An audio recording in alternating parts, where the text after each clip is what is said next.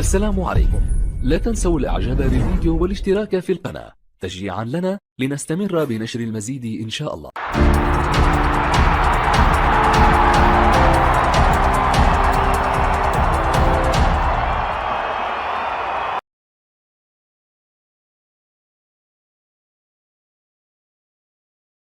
السلام عليكم ورحمة الله وبركاته. في دوري أبطال إفريقيا.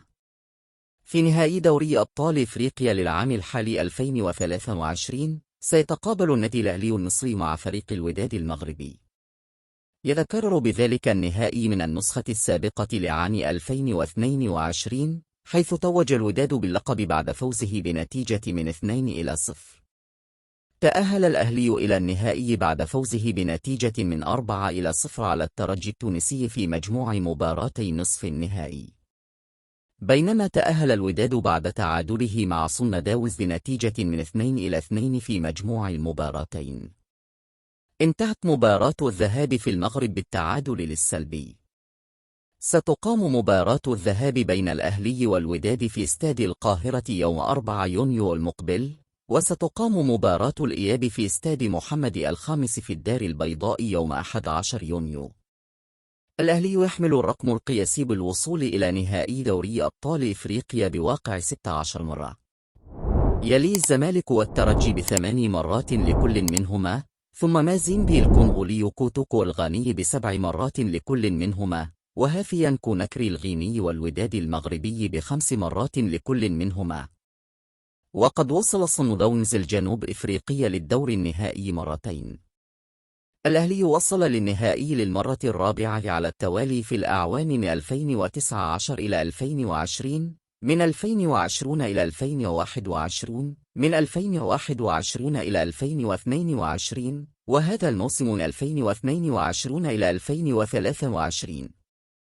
يعادل بذلك رقمه السابق بالوصول للنهائي 4 مرات متتالية في الأعوام 2005، 2006، 2007، 2008. ولم يحقق أي نادي آخر الوصول للنهائي 4 مرات متتالية إلا نادي هافيا كوناكري الغيني في الأعوام 1975، 1976، 1977، 1978.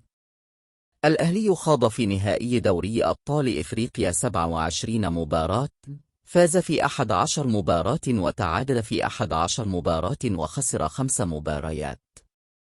سجل لاعبو الأهلي 35 هدفا واستقبلت شباكهم 21 هدفا. مواعيد المباراتين النهائيتين ستكون في أوائل يونيو المقبل، حيث ستقام مباراة الذهاب يوم الأحد 4 يونيو في القاهرة، وتقام مباراة الإياب يوم الأحد 11 يونيو في ملعب الفريق الفائز من مباراة الوداد وصن داونز.